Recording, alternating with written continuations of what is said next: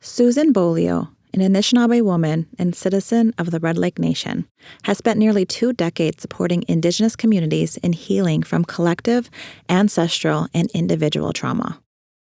A master facilitator and teacher, she reminds us that healing begins within, where we hold the most power and responsibility. In this episode, Susan offers tools for reconnecting body, mind, heart, and spirit, guiding us towards remembering, bringing ourselves and our communities back into balance. Her teachings call us to the ongoing courageous work of healing, not only for ourselves, but for the generations yet to come.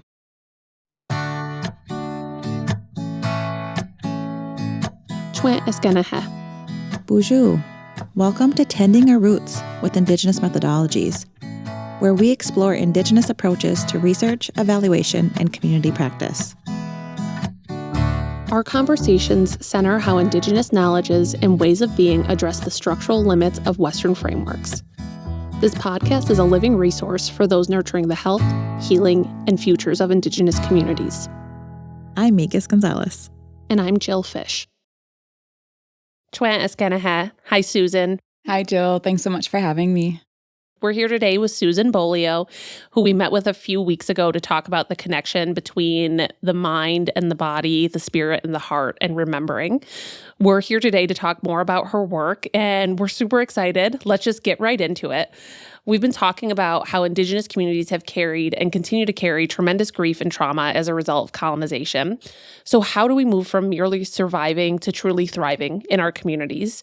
We want to know what healing looks like, not just individually, but also communally and spiritually. I love and appreciate this question. I feel like this has been the question I've been asking myself for the last decade in doing this work around understanding historical trauma, intergenerational adversity, adverse childhood experiences, how all of that impacts, how it's impacted my life, how it's shown up in my family, how I see it showing up in the communities that I've worked in, the communities I've had the opportunity to work with, and then really exploring, what does that mean to shift out of the patterns, the belief systems, those impacts of colonization and trauma. And so it's kind of this interesting dance, and maybe you've even heard it in the work that you all do of it's really important to do our individual work. And we are very social creatures and beings. So the deeper healing work does require that collective, the ability to engage in practices and processes together.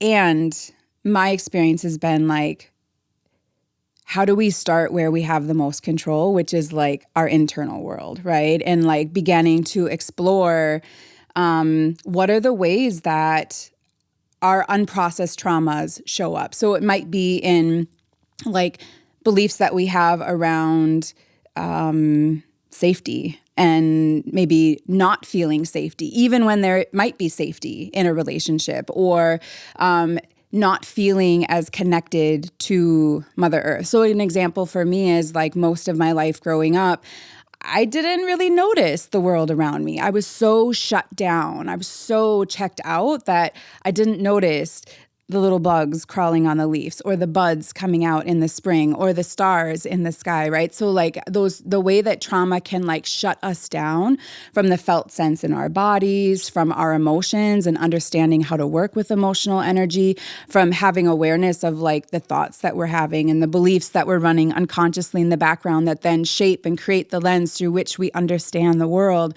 And also that lack then also a felt sense of that deep interconnection with everything and every being. And so trauma sort of dims that for us, and I think we maybe talked about this earlier a couple weeks ago when we were meeting, is the analogy that sort of came to me about a year ago around trauma. It doesn't disconnect us. We are always connected to everything. But what trauma does is sort of like a breaker box. When there's too much energy that's going through the system and there's not an opportunity to process it, it like acts as a breaker where it shuts that down. It's still connected, but it's not actively, moving energy through there anymore. And so it becomes this opportunity in healing to begin to tune into where and how are we holding this unprocessed energy, and how do we begin to feel and engage in practices that allow us to be in our bodies again, to feel the sensations, comfortable or uncomfortable. How do we learn how to be with emotions? And I know we'll talk more about this later, but like emotions are part of the human experience. So like, how are we able to hold not just the joy and the beauty and the, what we're wanting more of in life, but recognizing that you can't have love without grief. Right? Like those things are very interconnected, and to experience real joy, we often have to know and understand sadness. Right? So it's like being able to work with emotions, not seeing them as good or bad, not resisting or pushing away the ones that we don't want, but holding lightly like all of that. And so I feel I was about to go into a story, which I won't, but because I know we'll come back to emotions. Like it's just such, I think, a linchpin of like what we've not been in our Indigenous communities really doing very well yet. I've heard someone else talk about that too, as far as if we cut off connection to our feelings of loss and pain and all those things, we're literally cutting off a connection then to that feeling, any feelings, whether that's joy as well. Absolutely. I always think in analogies. I don't know. So I have another analogy for you. As I've been learning more about emotions and like how to work with emotions, it's kind of like that ability, like however open we are, like a hose, however open we are to feeling, let's just say some of the easier ones like love, joy, gratitude, those types of things. The level that we're open to that will be the level that we're open to, being able to feel grief, anger, sadness, some of those other more heavy, challenging, difficult emotions.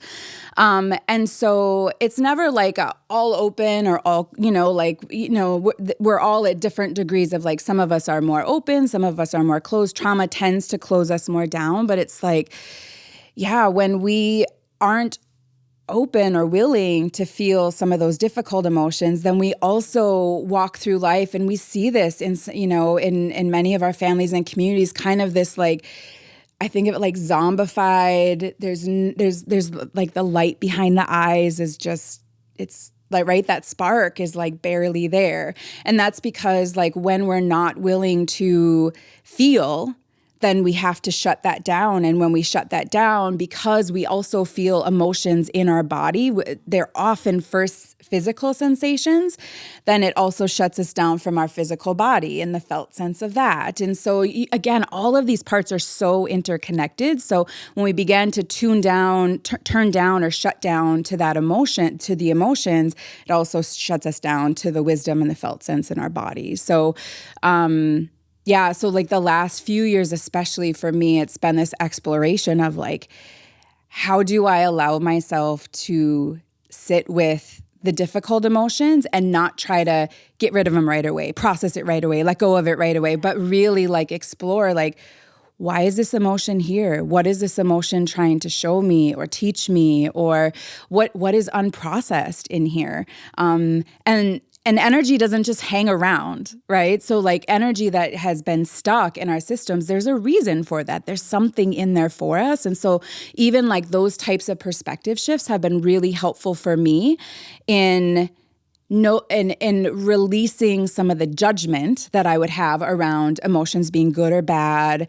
I like this one or don't, to like, oh, this one is more uncomfortable, or this is, and grief. Whew, I feel like grief is one of the hardest emotions for us to hold and carry. And I also believe grief was never meant to be carried alone.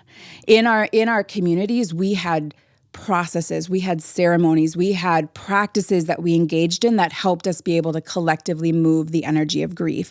And then through the process of like colonization and our ceremonies becoming illegal and families getting separated, boarding school, all of those things, like we got disconnected from those processes and practices. And then we also, because of that trauma, shut down the emotional stuff. We began to cope with all sorts of, substances and other things to not have to feel this stuff. So it is really, really complex. And I'm not trying to,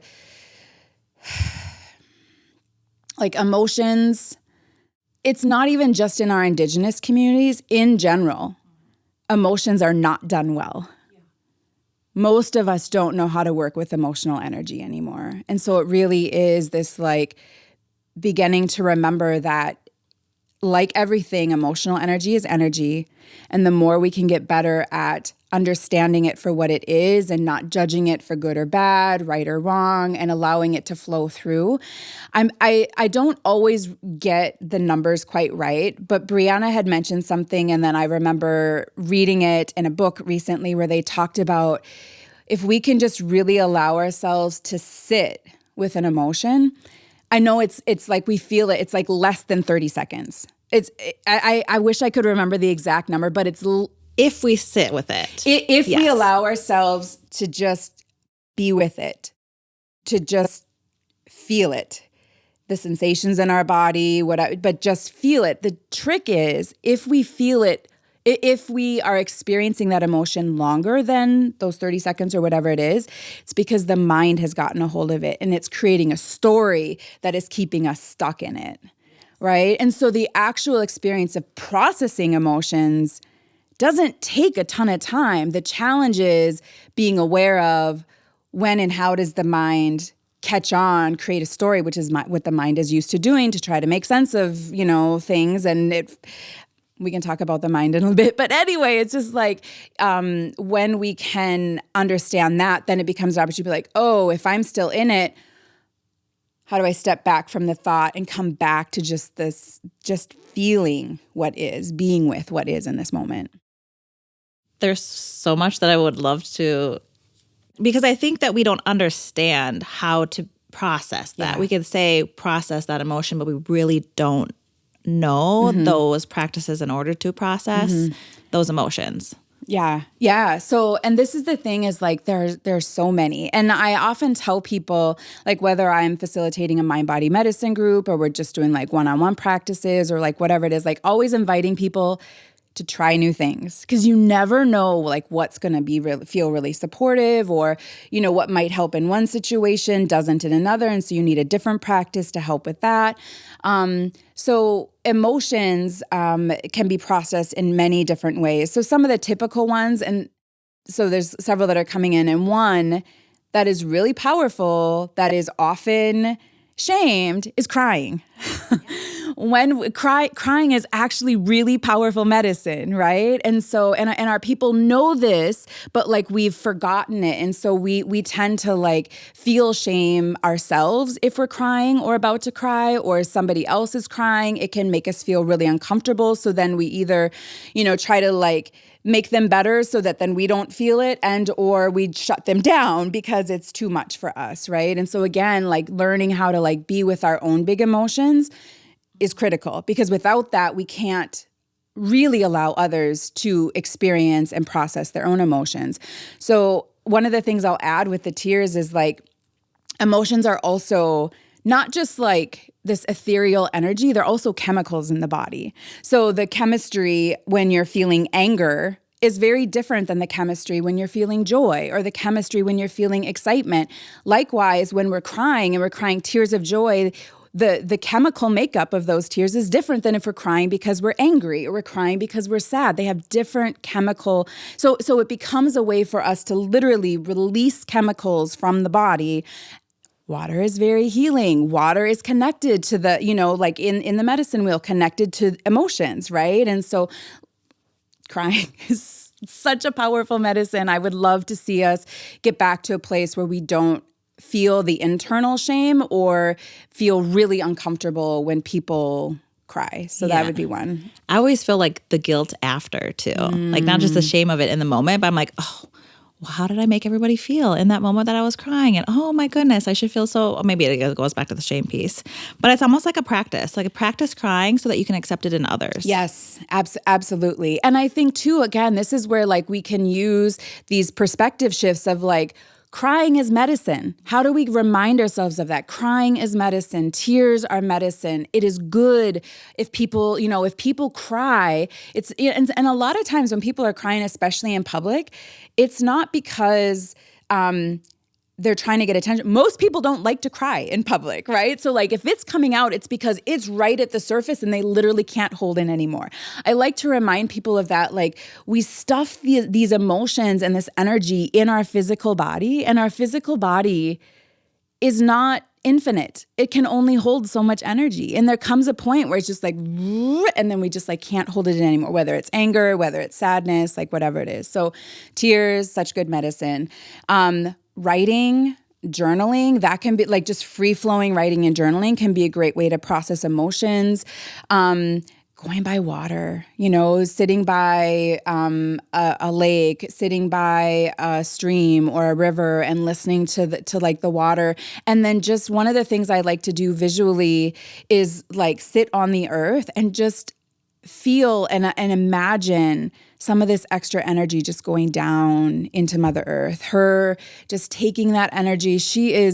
I love to remind people like she's the most masterful composter. She knows how to transform any energy, right? And so when we can just like allow it to leave our body, she is there to like support us. And then after like releasing, and this is something that I think we often don't think about, is when we release something from our body, there's space. How do we intentionally fill that space? So thinking about like we're sitting on Mother Earth, we're releasing down energy. After we felt like a good release, then we start to draw up that good, powerful, beautiful earth energy up into our system, right? And just like bringing that up into our being. So like being intentional about like when we're releasing, what are we bringing in to fill that space? So those types of practices, being by water, those visualizations of like releasing energy down and out, movement and like dancing, again, because so often these emotions get stuck in our body or trapped in our body, like movement in dance can help to release that stuck energy. Massage can help. We were talking earlier, like I went to the stretch lab, like for some people, like doing that type of like body work helps to like move energy. Reiki, which is energy healing. Reiki can help move emotional energy. Yeah, there are a lot of different ways, but it's that this is what I think is exciting, is the exploration of like what works for you, what feels supportive for you, because your journey, Magus, and your journey, Jill, is different than mine. And like what supports each of you, like there might be some similarities, but there's also going to be things that are really unique because of our experiences, because of who we are, because of, just different, what we have access to, like all of those things. So it is like finding like what works for you, what's supportive, and what are those things that you can do every day versus like what are those things that maybe you only do like once in a while, right? Like for example, like, going to ceremony and sweat, those also can be really powerful ways, but we can't do that every day. Yeah, like what's sustainable, but also I'm hearing like don't be discouraged if something's not working for you and it's working for someone next to you, because there's all these other means. Exactly. Yeah. What I love about what you're talking about is that emotions are so connected to this internal wisdom, right? Let me get to this because we talked in our pre-interview and you brought up this idea of remembering, that it's not just about recalling something lost, but as an act of reconnection and wholeness, spiritually, culturally, and personally. So in today's modern world where so much has been forgotten or disconnected, what does remembering mean to you?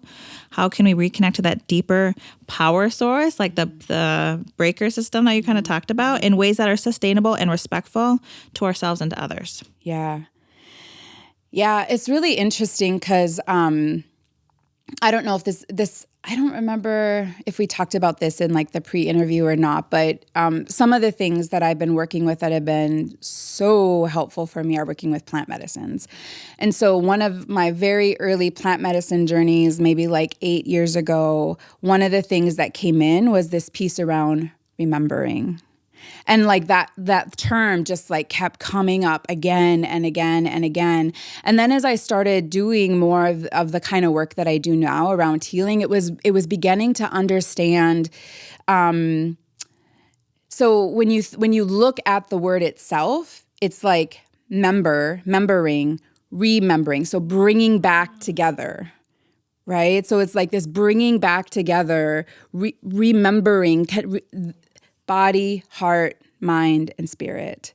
So that's sort of where I started with that, was like, okay, so what are those practices that I can engage in that help me to be able to feel my body, to be in my body, to experience sensations in my body again, which early on was really uncomfortable because I hadn't been in my body for so many years.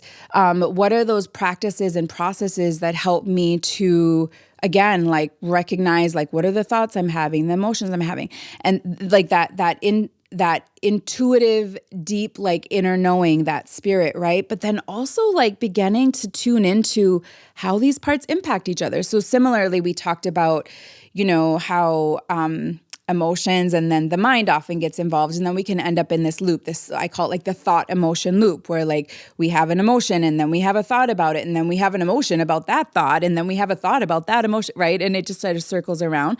But like it's important to begin to like tune into how these parts are interconnected and how they influence and impact one another, because what that's done for me is that then I can tune in at like the body level, at the heart level, at the mind level, at the spirit level, and get a sense of like what's going on, and engage in a practice that will then help me to like feel these parts sort of, it's almost like they like come into alignment, or like in science they talk about coherence, right? How like there's heart, like when there's coherence in the heart, it brings in like coherence in the body and all of the systems in the body, the nervous system, the immune system, the digestive system, like all of these systems begin to come into coherence when the heart is in coherence. Same thing with the mind, the brain, and the heart. So it's like these parts are very interconnected. So as we're tuning into these parts, it becomes easier for us to see how they impact each other, understand how do we integrate these parts of us so that they're not so separate. I don't just go do something to take care of my body or do something to like take care of my mind. It's this awareness of like, okay, for example, when I get good rest, it's really supportive for my body. It's also really supportive for my mind. And I don't know about both of you, but when I don't get good sleep, I'm pretty crabby. So it also helps my emotional, like, right? My ability to like regulate and stay grounded and things like that. So there are practices that can help with all of those parts in being able to like stay more aligned and balanced and integrated, working together in good ways versus like clashing or like, yeah, I think about it too in like, so often we focus on like one or two primary areas. Maybe it's like our body and our mind, because maybe that's what's more comfortable. Or for some people, maybe it's heart and spirit. But it's kind of like if you went to the gym and you only worked out your bicep on like one arm, or you only worked, you know what I mean? Like you get really out of balance. So part of that remembering too is like the balance in those parts, that we're intentionally engaging in practices and processes that support the body, that support the heart, the mind, the spirit, and that, again, tune into how these parts impact and influence one another. Do you feel like in your experience that Native people are often forgetting about some common factor of that? Like, is it the body that we're usually forgetting about? And maybe not the body in the physical sense of working out and being fit, but the body as far as the emotional connection, or maybe it's all of it. And I maybe just ask that because I feel like that's where I get that's where I have the hardest time, is connecting that embodied experience of an emotion. Yeah. I think too, when you're talking, Susan, I think of like that's such a powerful message to remember, heart, spirit, mind, and body. But how, as a society, we're taught to, again, push through discomfort, and how, Migas, like you, I get messages of listen to your body, listen to your heart. But then in this hierarchy in our society, the mind seems to be the most important thing. So then, even though we know how important this balance is, I'm like, how do I bring these things into alignment where when I live in a world where I'm constantly reinforced for my mind? Mm-hmm. Yeah, those are such great questions. One of the things that came in, Jill, when you were talking, and I know we talked about this in the pre-call too, is this piece around how, again, like the mind is raised up as like most important. But it's really critical to remember that the mind is processing information and energy that is coming in from the body, that is coming in from the heart, which the Heart Math Institute has been doing a lot of really great research that shows like our heart is like sending out electromagnetic signals. It is receiving electromagnetic signals. It is constantly interacting with the environment and the energy that is around us, whether it's other humans, whether it's our other than human relatives. So like our brain is processing that information, often unconsciously. And it also processes the information that comes in from our spirit, from our intuition, right? Without that information coming in, the brain is useless. Oh, yeah. Yeah? Mm-hmm. So like what has been really helpful for me is this. I think of it like what we're trying to do, because the brain in a lot of ways, in some ways it is, in some ways not, but like a computer program. The experiences we have had, especially in early childhood, created a program that we run. The experiences that we continue to have often reinforce that, right? In part because it's what we expect. The brain is a prediction machine. So like we expect that, so we often get that back. Or we are unconsciously looking for it, so we tend towards the people and experiences that will recreate that for us. And so what it is, like the work around healing related to the mind for me is very much, how do we update the program? How do we, and for me, and this is the challenge, Migas, right, is like, in order to update the program and not run on the past stuff, we have to be present in the now. And the only part of us that can't be in the future, that can't be in the past, that can't be somewhere else is the physical body. And so when we can engage in practices that allow us to connect in with the physical body, even like, for example, right now we're all sitting here inviting you to like take a moment and really feel into the sensation of sitting. What parts of your body are touching the chair? Are any parts of your body touching the floor? What is how hard or how firm what you're sitting on, right? So just really bringing as much awareness as you can to what's happening in the body, and the sensations as simple as sitting, as simple as breathing, because it brings us back into the now. Another really powerful practice is 5, 4, 3, 2, 1, where we use our senses. What are 5 things that we see? What are 4 things that we feel? What are 3 things that we hear? What are 2 things that we smell? What's 1 thing that we taste? Our senses will bring us back into the body, right? And when we're in our body, in the now, then that's where, when we can bring in that curiosity of like, what's happening? Like, what is going on? What am I feeling right now? What emotion is this? And this is interesting. So there's, Brene Brown's done a lot of research on like shame and guilt and emotions and different things like that. And I think it was in her book, Atlas of the Heart, she was talking about this research they'd done, and like most people only knew 3 emotions: glad, sad, and mad.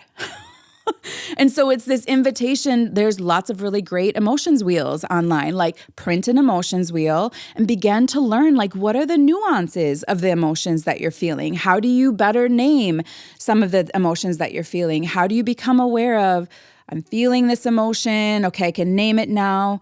Where do I feel it in my body? What is the felt sense of this emotion in my body? So for example, a lot of times, not always, but a lot of times when people are feeling fear, they'll feel like constriction in their core, maybe in their chest, maybe in their gut. There might be some like twisting and turning in the gut, right? Those are felt sensations of that emotion. If you're feeling the energy of love, a lot of times people will feel this sense of like open expansion in the heart, right? Like you literally, you feel the sensation of it. And so tuning in, what is the felt sense of this emotion? What thoughts are going through right now? Again, going back to the piece, how are my thoughts connected to my emotion? So you're again like remembering and reweaving these parts again to see how they're interacting with each other. It's really good. I want to get to this question. So in our pre-interview, you talked about this idea of land back, not just as a political movement, but as a spiritual and embodied one, land back into our bodies. Could you share more about what this means to you and how you see this concept showing up in individual or collective healing? Yeah, it was really interesting how this emerged because, like, in the organization I work with, NDN Collective, and there's lots of other, like folks in Indigenous community, like talking about land back and things like that. So it's something that we talk about a lot, but it was in our conversation that it kind of landed for me, and it's like one of the things that I've been really coming to understand in a deep way is like we cannot co-create, because we're always co-creating our reality with others, right? Like this external reality. We can't co-create externally what we don't have some sort of like a template knowing or understanding for internally. And so with this piece around land back, it was this realization that for many of us, because of the experiences that we had, that our ancestors had, like our bodies were not our own. All sorts of things happened to our bodies that we never consented to. I think we've forgotten that like this physical body that I'm in, this is mine. This is my land. This is, like we are made of earth, right? Like this is literally my land. And like when I can embody this, be what I consider like an embodied spirit, it's from that place of being embodied in our body, reclaiming what is ours in this body, that more I think of it like this, like when we're in our body and we're connected, body, heart, mind, and spirit, more of that spiritual energy can come down and through. There's, I'm sure you've heard of this, like this notion of like being a hollow bone, right? And so this notion of like the more that we can do that, like address the blocks, the energy things that are like getting in the way, gunking up the system, right? All that unprocessed intergenerational stuff. And then we like land here in the body and we're here. It allows more of that energy to come down and through. And that is when we are our most powerful. And so that is how then the more that we engage in that here and we're having these conversations out here, then there becomes this alignment between the internal and the external. For me anyway, in a lot of this work, like as long as things remain conceptual, you can like try to move towards it. But for me, when I have a felt sense of what does it feel like? What does land back feel like in here? It allows me to like better feel into and navigate towards it externally. Mm-hmm. Even just taking it as a metaphor, or I don't even know if that's the right term, but just thinking of, I want to land back in my body too, right? We have all these experiences where we might feel separate from our body to protect us in a trauma. But at the end of this journey, I want to land back into my body. And I want to reclaim this body as my own and the things that have been taken from me. Mm-hmm. Yeah. Yeah, absolutely. It's like, I think we often forget, even as Indigenous people, that we are not, like, we aren't our bodies. We aren't our thoughts. We aren't our emotions. We are spirits embodied in human form, having human thoughts and human emotions. And we chose to come here. We chose to experience life in human form. And when we're shut down from our bodies because of that trauma and those other things, like I know for me, the first like 3.5 decades of my life, I wasn't actually experiencing life. I was not present. I have huge black holes and remember so little of it. And I feel like in the last 10 years, I've lived more life than I did in the first 3.5 decades, right? Again, going back to that piece of like being able to step outside at night and like look up at the stars and be completely awestruck.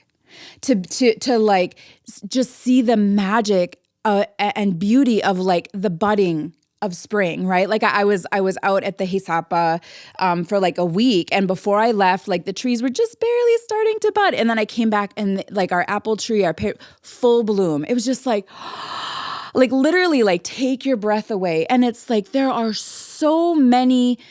things everywhere, all around us. Mother Nature is just everywhere, that when we are in our bodies, we actually get to experience what it is like to be in human form, living on Mother Earth as part of like this larger ecosystem that, you know, that is here. But to me, getting back into my body, like that's where I have found magic again, where I have found wonder. And for the first time in my life, I understand what it feels like to look through the eyes of a child. I didn't know what that felt like before because I was, again, like so shut down. But now it's like when I see or hear little kids, it's like I understand what it is that they're experiencing, because I feel like in so many ways I'm experiencing that now, having come back to my body. That was amazing, because as you were talking about it, I was thinking about this mindfulness practice of approaching something through a child's eyes. You know, you're experiencing something for the first time, right? And I know we've talked about how these approaches to health have been westernized and, you know, co-opted through the practice of mindfulness. These things that we have known to be true all along. And, you know, through this conversation, we've been talking about a lot of practical things of what people can do to feel back in their bodies, to process emotions, to sit with emotions. But something too we talked about in our initial conversation was spiritual safety. What does spiritual safety mean to you? I want to know how we can nurture it in our relationships and our communities. And what are some barriers that prevent us from doing so? Yeah. You know, when I think about spiritual safety, like it's so interesting because like things are always like emerging, or like I learn new things, or I have a new experience, which helps me understand something in a slightly different way. And one of the things that I've been exploring a lot more lately is this piece around like authenticity. And when I think about spiritual safety, like we each have our own unique spirit, and our unique spirit came here with specific gifts and things that we wanted to contribute to this world, and a certain note or song we wanted to play in the larger chorus of what is, right? And so for me, like that piece around spiritual safety is being able to show up in that form and to like give in those ways. I think a lot of times what happens is because of all of the hurt and the pain and the hurt people and how trauma just gets passed down, we tend to learn really early on that, at least I learned really early on, that I was too much, that I felt too much, like all of those things. And so had to shut a lot of that down, which then meant like I wasn't able to show up authentically. So to me, like spirituality is really personal. Culture is like collective, right? And we can engage in like spiritual practices collectively, but the notion of like spirituality is very specific to each individual, to our spirit and like what we most need. And so that spiritual safety, there's this piece of being able to show up who we are, how we are in that most authentic way, knowing that like we're just learning, we're growing. You know, if we can come from that place of knowing like we're learning, we're growing, we're curious. If we cause harm, we want to create, you know, like repairs right away. But being able to show up in that way that is uniquely us. And I think a lot of times what happens, whether it's in our families, whether it's in ceremonies, is like, you know, there's like a certain way to do things. And if the way you do it, the way that feels most resonant to your spirit isn't it, then you're wrong. or it's bad, or you just have to like, no, we're doing it this way. Like this is the way that we do it. And so I think one of the things that makes spirituality in the like larger collective challenging in our communities sometimes is like, again, because we have so many generations of unprocessed stuff, even people who are some of our elders, our spiritual leaders, our culture bearers have a lot of unprocessed trauma too. And like, how does that come out? How does that come out and show up in ways that actually end up causing harm? And they might not mean to at all, but they do, because again, like it might be, oh, they're shaming you because you didn't wear a skirt and you didn't know you were supposed to, or you're standing somewhere where you're not meant to. Just all of these little nuance. There's so many things that like if you didn't grow up in a ceremonial space in some of these ceremonies, like you don't necessarily know what to expect. Some of the most beautiful people that I've worked with who create that spiritual safety is they are showing up in those spaces living the values of love, humility, right? Like they are literally living that. So they're never going to shame you. They recognize, oh, you don't know. So then they teach you from that place of love, right? And recognizing like, hey, we all have things that like we don't know or understand. Like, how do we hold that humility in that, okay, I might know more in this area, but you know more in this other area. And so like we can learn from each other. So I think like that piece around spiritual safety, I would love to see more places and spaces where people are able to show up in ways where they're able to contribute and to express in ways that feel authentic and resonant for them. And then I think another thing that we don't talk about a lot, I've been thinking about it, I've had some pushback, but I had somebody recently share this with me as well, is like also going back to like this piece around ceremony, like so there are ceremonies that we've had and we've used for a long time. Yes, beautiful, super important. And where our people are at right now, our ancestors have never experienced life in this way. They never had to deal with like the technologies, all of the things that we're dealing with right now. Like they didn't have those experiences. And so ceremonies, from my understanding, is really about being able to put practices and things into place that help support what the community most needs. And so how are we tuning into what the community needs and like feeling into those practices, those processes, those ceremonies that want to emerge now to be able to help support the collective. So I would love to, as you know, Indigenous people begin to like feel into that more and explore that versus culture being this sort of like stagnant thing of like, it is this way. When cultures are thriving, it's because they're alive and they are able to adapt and they are able to meet the needs of the people. They are alive. And so how do we begin to explore that a bit more too? Oh, I love that. I love it because I heard you say hurt people. And that's how trauma gets passed along, right? Totally. And that makes me think too, you know, healed people heal people. Yes. And healing people heal people. And how do we make these spaces a place of value-driven behavior, right? Yeah. Value-driven interactions and ways of being rather than prescriptive protocol and procedure, which can seem effective but then be actually harmful. I love it. Yeah, this is a little bit of a side, but what it kind of reminds me of, and you're talking about Jill, and like I've seen this in our communities, is it kind of reminds me of like how church is done.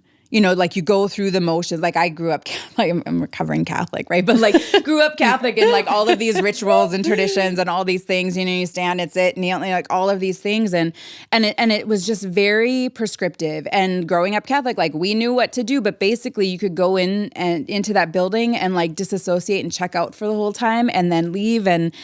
Like you didn't get, do you know what I'm saying? And so and you're still going to heaven. yeah, right.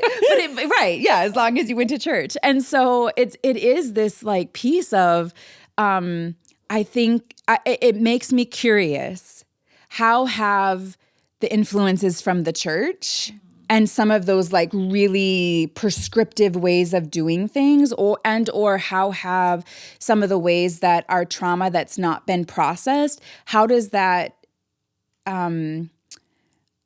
sort of like impact us in our like clinging on to and holding on to things being a certain way, like the rigidity of things, right? And so when we think about like healing happens through fluidity and movement. When there's too much rigidity and structure, it can be really confining. It can create lots of problems, like even if you think about like the in our breathing, like there's expansion and contraction, but like if you contract too much and then you can't expand again, like you die. Like you need the expansion of the breath, right? And so like there has to be the fluidity of both the expansion and the contraction, and like how do we not get too rigid in these ways of like how things need to be done, and how instead are we like really tuned in body, heart, mind, and spirit to like what is needed.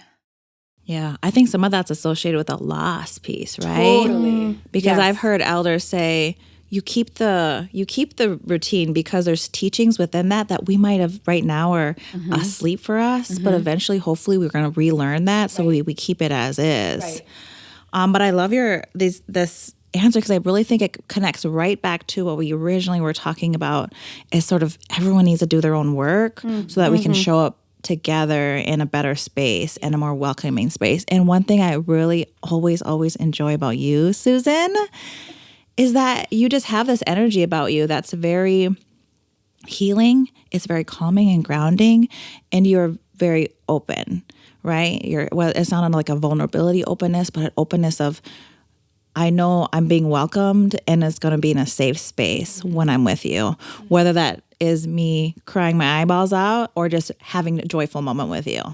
So I really appreciate you, and I really appreciate this time we've had with you. Yeah, no, this is fantastic. I know. I still want to be your friend, Susan. I already consider us friends now, Jill. Great.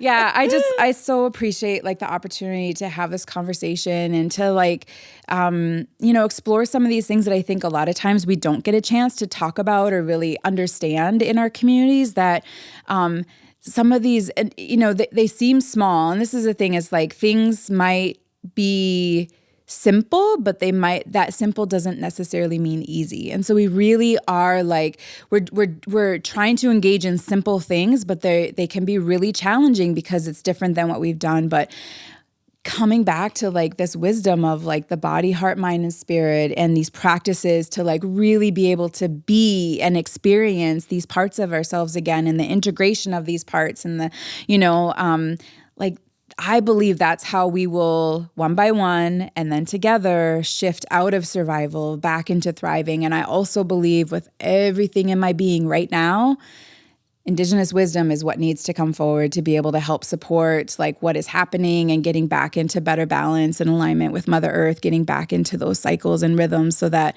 we're not causing harm, and that hopefully our children, our grandchildren, and 7 generations out will have a home planet Earth to live on. You have been listening to Tending Our Roots with Indigenous Methodologies. We are your hosts, Jill Fish, Tuscarora Nation. And Migas Gonzalez, Lakudere Ojibwe. This podcast was funded by the Robert Wood Johnson Foundation and supported by the Circle P50 Center of Excellence, funded through the National Institute on Drug Abuse of the National Institutes of Health. The content is solely the responsibility of the hosts and their guests and does not necessarily represent the official views of their funders. Production of this season was made possible by solar-powered studios in what is now known as St. Paul, Minnesota, on Dakota homelands. Podcast artwork was completed by Marlena Miles, a Spirit Lake, Dakota, Mohegan, and Muskogee artist. Our theme song, Best of Me, is used with the permission of Anishinaabe and First Nations singer-songwriter Leonard Sumner. You can find more detailed information in our show notes. Miigwech for listening. Nyawa. If you'd seen the dark that I've seen and the struggle, you wouldn't walk another mile on your own.